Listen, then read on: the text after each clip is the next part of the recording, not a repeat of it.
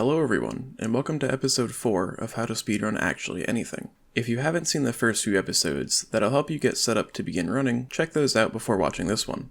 A card will be in the corner to the rest of the playlist. This episode will be about learning how to learn a run. I'll preface the whole video by saying that these are methods that work well for me and some others that I've talked to, and, as everyone learns differently, these may not work as effectively for you. There are a ton of ways to learn something, whether it be in speedrunning or life in general, but I'll try and put this into simple enough steps that it can be adapted and modified without much issue. So, once you have a game, set up all your equipment and are ready to run, let's get learning. The first thing I always do with a new game is just do a regular, untimed casual playthrough. This gives me a good idea of how the game actually plays in the first place. You won't be able to do extended hyperdashes in Celeste without knowing how to jump and dash first. This will also give you a vague idea of what to expect in the game overall, and you might be able to identify some potential trouble points early on, or just areas that you know are going to be really difficult. You can time this casual playthrough if you want, but I usually just enjoy the game, get a hang of the controls, and just have fun. This is also a pretty good way to see if you want to continue running the game in the first place, as sometimes movement or game mechanics are just too frustrating to move on with committing to speedrun it. After this casual playthrough, you have a few ways to go about your first runs. The first is just doing a timed fast casual playthrough. Now that you know the game and end goal, just get there as fast as possible without looking up strats or getting into anything too complex. This will get you more used to the mechanics and movement of the game while not being super stressed over getting a new PB or beating your time. The second option, and the one that I do, is to watch a guide while also doing what is essentially another fast casual run. By watching a guide while doing your run, you'll get a better understanding of both the game's mechanics as well as speedrun strats to get through the game.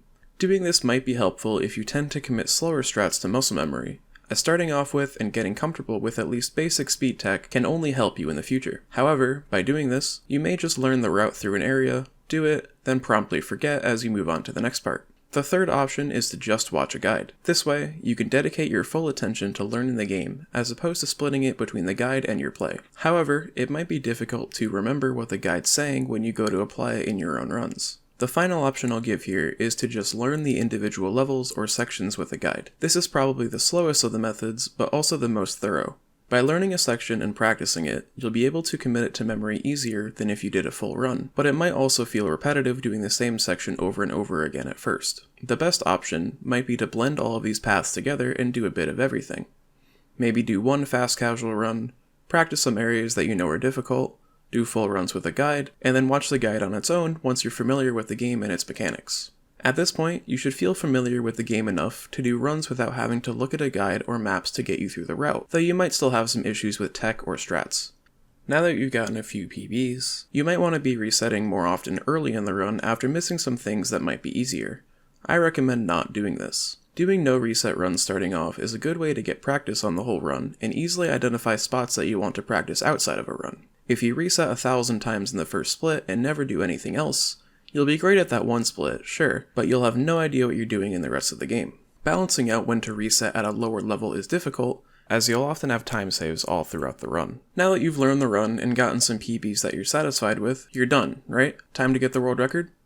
Possibly, but often world record will still seem way out of reach. It's back to learning intermediate and advanced strats, as well as other time saves that you hadn't thought about or been doing. For example, in Super Mario 64, there are quite a few camera movements that you can do to save some lag. It might not seem like much, but at higher levels it's free time to save. Your learning strategies might be the same as outlined earlier, but it might be more valuable to focus on the individual sections you want to learn more difficult strats in. Now that you're familiar with the entire game you're running, it wouldn't hurt to just sit down and grind out a good time or practice a trick a bunch until you're satisfied enough to include it in full runs. You might want to adopt a cycle of practicing something a lot, then doing runs including it, until you feel comfortable doing runs with most or all of the advanced strategies in the game. This is of course easier said than done. They're advanced strategies for a reason. Developing consistency at tricks is one of the hardest things to do in speedrunning in my opinion. You'll also want to practice backups, or what to do when things go wrong. This is especially true with harder tricks, as you'll be more prone to failing those, assuming it isn't an immediate reset point. Knowing a backup strat will make failing less stressful, as you won't just be flailing around or throwing yourself at a trick 100 times without success. There might be times when you'll just need to cut your losses and accept a bit of a time loss doing a slower strat, as opposed to losing even more time missing a trick so many times. Knowing when to do this is also another skill you acquire just by playing a lot. Finally, if you stuck around with the game this long, you'll hopefully be at a high level. Everything I've talked about so far, from starting out to learning, running, and relearning more difficult strats will take place over a long period of time, potentially multiple years. It is possible to become a top level player faster than this, of course, with lots of dedication, grinding, and efficient learning. Hopefully with what you've learned here, you'll be on a faster track to becoming a better speedrunner, and you'll be running games at a decent level in no time. Running your favorite speed games in marathons or similar events is always satisfying, as you both get to show off everything you've learned as well as how much you enjoy the game.